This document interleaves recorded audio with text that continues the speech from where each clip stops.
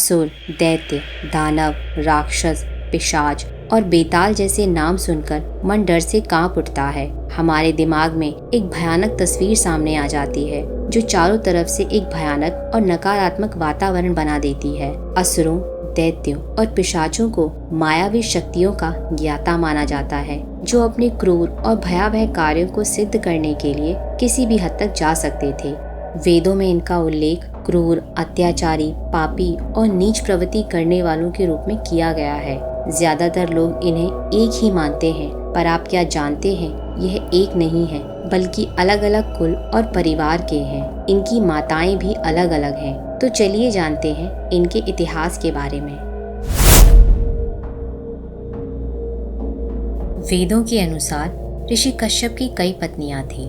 अदिति को देवताओं की माता कहा जाता है, लेकिन असुरों के 3 प्रकार होने के कारण दिति को दैत्य की माता, दनु को दानवों की माता और सुरसा को राक्षसों की माता कहा जाता है। असुरों को अंधकार का प्रतीक माना जाता है। जहाँ प्रकाश न पहुँच सके वो अंधकार के राजा माने गए हैं। देवताओं के साथ असुरों के हमेशा युद्ध होते रहे हैं। कई युद्धों में असुरों को विजय भी प्राप्त हुई थी, पर वो विजय क्षणिक ही रही। इनमें से कई असुरों ने तो विश्व पर ही अपना कब्जा कर लिया था, लेकिन हर बार उनका संहार भगवान विष्णु और भगवान शिव द्वारा किया गया। शुक्राचार्य असुरों के गुरु थे, जिनके निर्देशों पर वह अपने सारे कार्यों को संपन्न करते थे, और देवताओं के गुरु बृहस्पति रहे। असुरों को क्रूर, असभ्य, अत्याचारी और पापी माना जाता है। माना जाता है कि वह हिमालय में वास किया करते थे, इसीलिए उन्हें गिरिवासी भी कहा जाता था। हिरणाक्ष और हिरण्यकश्यप दिति के पुत्र थे, जिन्हें असुर या दैत्य भी कहा जाता था। राजा बलि असुरों के राजा माने जाते हैं, जो पाताल लोक में निवास करते थे।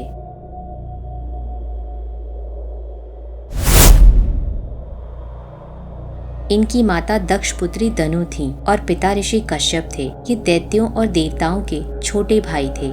इनके 114 कुल माने जाते हैं। ये आकार में बहुत ज्यादा बड़े नहीं होते थे, पर ये बहुत ही क्रूर होते थे। बर्बरता की सारी हदों को पार कर जाते थे। ये दैत्यों की भांति उतने सभ्य नहीं होते थे। होलिका का पति विप्रचिति पहला दानव माना जाता है। रावण की पत्नी मंदोदरी मायासुर और अप्सरा हेमा की पुत्री थी। विद्युजीव, जो रावण की बहन शूर्पणखा का पति था, वह काल के दानव वंश का राजा था, जिसका रावण ने वध कर दिया था। शमिष्ठा, जो ययाति की दूसरी पत्नी थी, उनके पिता वृषवश भी एक दानव थे। हालांकि दानव और असुर एक दूसरे के कट्टर दुश्मन हुआ करते थे। माना जाता है कि ऋषि कश्यप और दक्ष पुत्री सुरसा के पुत्र राक्षस कहे जाते हैं, और एक दूसरी मान्यता के अनुसार राक्षसों की उत्पत्ति ब्रह्मा जी के क्रोध से हुई, जिसमें हेति और प्रहेति नामक 2 राक्षसों का जन्म हुआ। राक्षसों को असुरों की उपेक्षा बहुत विद्वान माना जाता है। प्रहेति एक तपस्वी बन गया और हेति का विवाह यमराज की बहन भया से हुआ। उनसे विद्युतकेश नामक एक पुत्र का जन्म हुआ। सुकेश विद्युतकेश और सलकंटका का पुत्र था, जिसे उन्होंने त्याग दिया था, जिसे बाद में भगवान शिव और पार्वती ने अपनाया।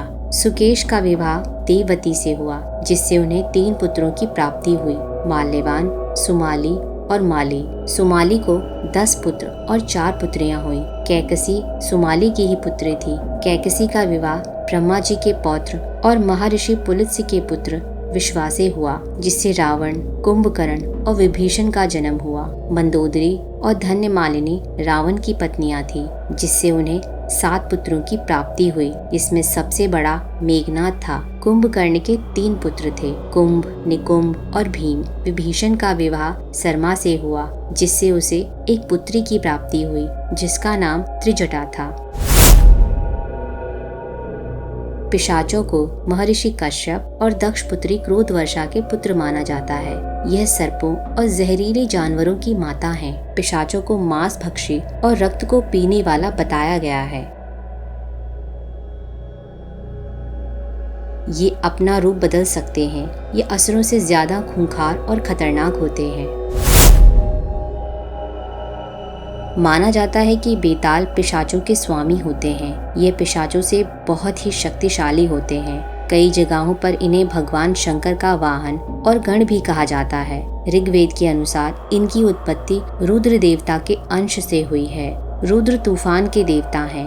बेताल को ग्राम का देवता भी माना जाता है, जो ग्राम के सैनिक के रूप में स्थापित किए जाते हैं और वो ग्राम की रक्षा करते हैं। अगर आपको ये वीडियो अच्छा लगा हो तो वीडियो को लाइक, शेयर और सब्सक्राइब करें और बेल आइकन दबाना ना भूलें।